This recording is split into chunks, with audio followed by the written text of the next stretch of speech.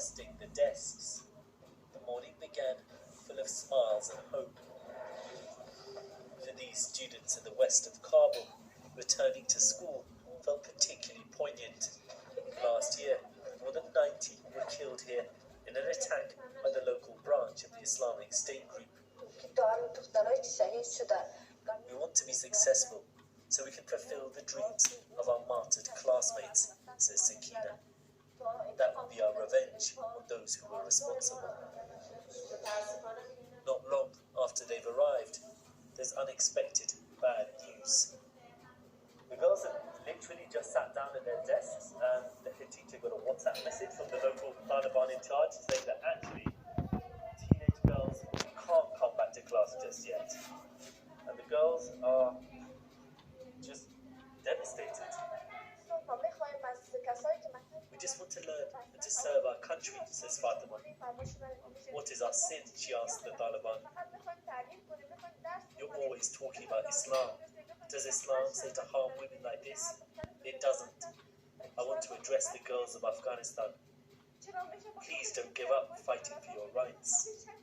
The Taliban's Ministry of Education pressed ahead with a ceremony marking the start of the new academic year, but seemed at a loss to explain what had gone wrong.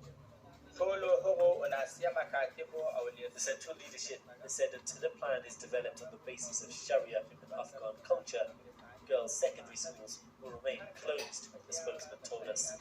We were at a school in the west of Kabul today. There were teenage girls in tears because they'd been told that they'd have to go home again. Who should they blame for this?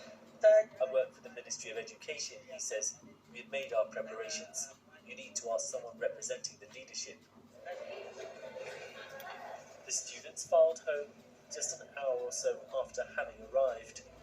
In private, Taliban members admit hardline elements within the group still find the idea of female education controversial, even though schools are already segregated. That leaves these young women deeply worried for the future. Sikandar Kamani, BBC News, Kabul. It's 19 minutes past 6, our top story this evening. And the Chancellor Rishi Sunak sets out his plans to help hard-pressed families, but warns we should all be prepared for the economy to worsen potentially significantly. And still to come, the England captain Harry Kane tells us how the squad is preparing for the World Cup in Qatar, on and off the pitch. Coming up in Sports Day on the BBC News Channel, no room for complacency, says Captain Heather Knight, as England's cricketers continue their quest for a World Cup semi-final spot when they meet Pakistan in New Zealand overnight.